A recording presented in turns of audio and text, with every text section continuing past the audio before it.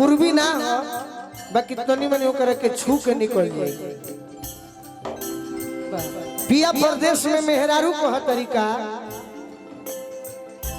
बानी रजैया में ए राजा जी अकेली बानी रजैया में ए सैया अकेली बानी रजैया में ए सैया अकेली ए सैया अकेली दही का धुआ रुआ गनगनाता दही का ठुआता रुआ गनगनाता अरे डेली के डेली ए राजा जी बानी रजैया में ए सैया अकेली बानी रजैया में ए राजा जी अकेली बानी रजैया में ए सैया अकेली।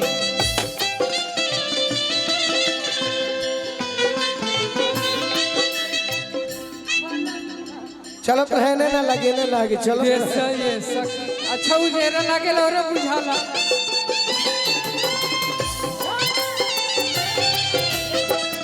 ससुरा से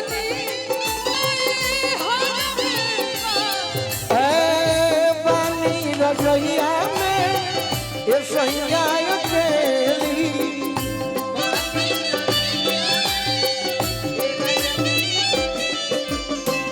मेहरारू कहतरी देहि दानवाजा भैया हमरा गुड्डू साहू जी चंदा से आशीर्वाद दिले बानी देहि दानवाजा अब सुगया जा अब सुगाया जा टंगरी में टंगरी फंसी तबे आई माजा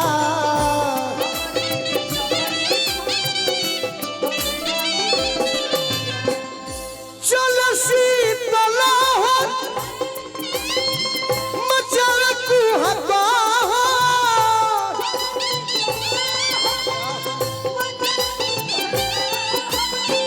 दबले फफेली ए गुड्डू भैया बचपन में आशीर्वाद दिले बड़न ई गुड्डू भैया हैं बिकू जी आई गुड्डू भैया के आशीर्वाद बड़ी हमरा पर पड़ल बा।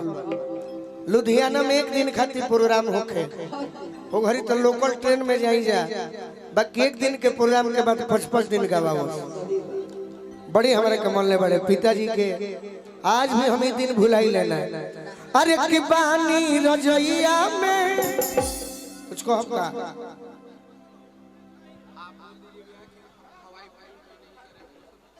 हाँ फायरिंग करी जब कि देख सकते फायरिंग होला अब अपने प्रोग्राम में अपने समाज में फायरिंग ना हो तो ठीक नहीं है बाकी ऐसा करे बाकी मिला जुला के और जेकर भी गोली रहला वह नु फायर करेला करी सब है।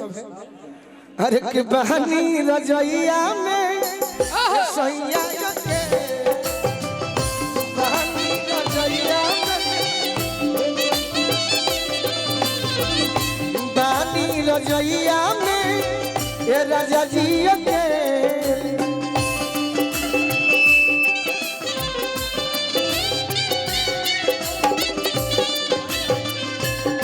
सैया जाड़ा में गवना करई थी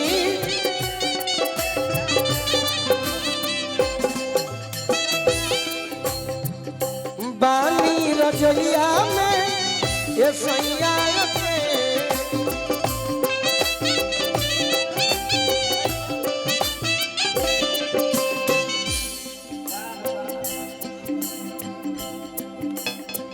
हेलो देवरा बाबाचा भसुरवा बकाचा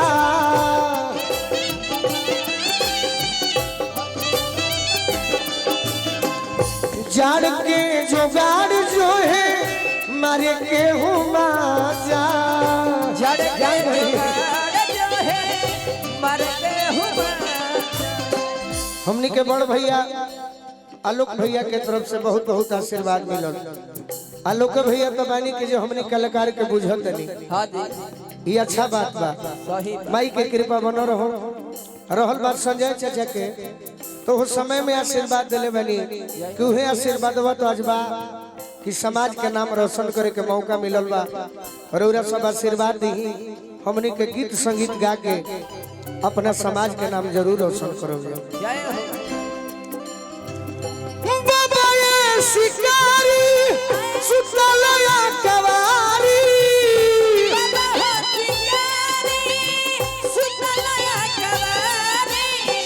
कोरन खेली खेली। अरे नित्यांगना लोग तनी कबार करना चलो कि बानी रजैया में ए राजा जी अकेली। बानी रजैया में हे राजा जी बानी रजैया में ए सैया अकेली। पानी रजैया में हे सैया ए बानी रजैया में ए सैया अकेली। पानी रजैया में हे सैया बानी रजैया में ए सैया अकेली। हमरा बिक्की भैया जेकर माध्यम से आवे के मौका मिलल बा, वहाँ के आदेश बा कि एगो थोड़ा सा पूर्वी टाइप के गीत हो जाए। तब पूर्वी ढेर बनियो जाला बिगड़ियो जाला, हाँ जी ऐसे कि अभी खुशी के माहौल बा। सही आई गीत उहे आदमी सुन सकता गुरुजी हाँ जी जे ओरिजिनल सुननी हार बा। सबका निमन नानू लगी ना का हो